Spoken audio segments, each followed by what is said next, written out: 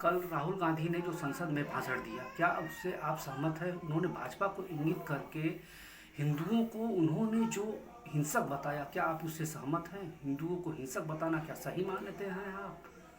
और इस तरह से नेता लोग धर्म को, खास तौर पे हिंदू धर्म को इंगित करके हिंसक बता करके अपने एक इंस्ट्रूमेंट की तरह यूज़ कर रहे हैं। क्या आप इससे सहमत हैं?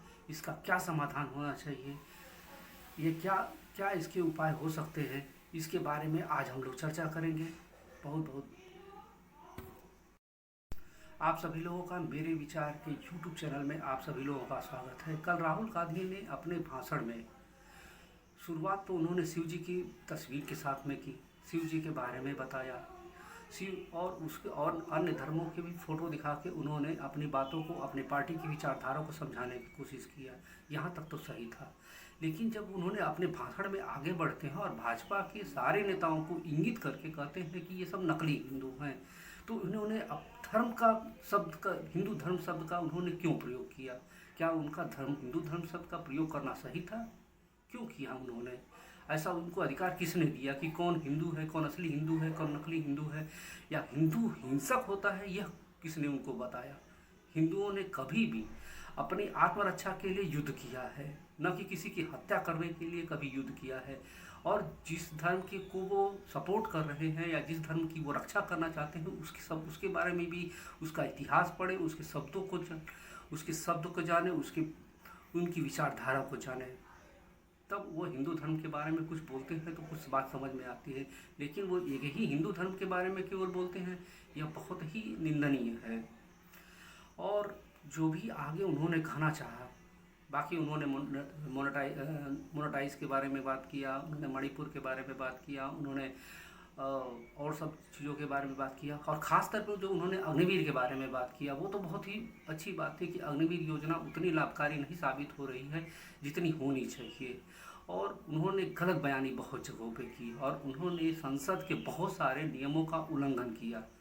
और इसके जवाब में भाजपा ने जब भाषण देना चालू किया तो भाजपा ने ऐसा कोई कड़ा विरोध नहीं किया।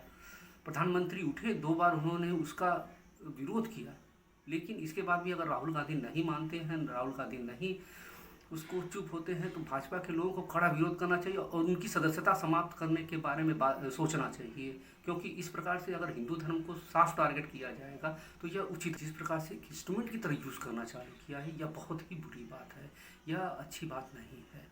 और इस तरह धर्म का इंस्ट्रूमेंट की तरह यूज़ करना वो इसलिए करते हैं क्योंकि उनके लोग जो सांसद होते हैं वो ज़मीनी स्तर पे कोई काम नहीं करते हैं। जो उनके असली काम होते हैं, धर्म की रक्षा करना उनका असली काम नहीं है, उनका असली काम विकास करना है, क्षेत्र का विकास करना है। लेकिन क्षेत्र का विकास न करने के बजाय ये लोग धर्म और जाति की राजनीति करते हैं। धर्म और राजनीति में उनके विकास, जो विकास नहीं करते हैं उसमें उनका छुप जाता है। धर्म और जाति के नाम पे जो लोग ये राजनीति करते हैं, इससे उनके विकास न करने के कार्यों को छुप जाता है। वो इसे यही छुपाने के लिए वो धर्म और राजनीति की बात करते हैं।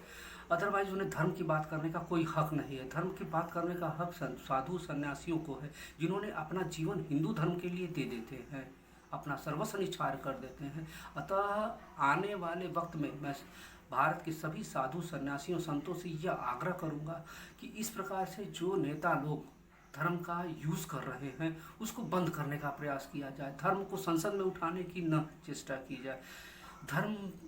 धर्म को केवल मंदिरों में उठाया जाए, धर्म का पालन मंदिरों के द्वारा किया जाए, न कि संसद में किया जाए। संसद में उन्हें रक्षा करने का कोई अधिकार नहीं है। हिंदू धर्म अपनी रक्षा करने के लिए स्वयं जिम्मेदार है और स्वयं सक्षम है।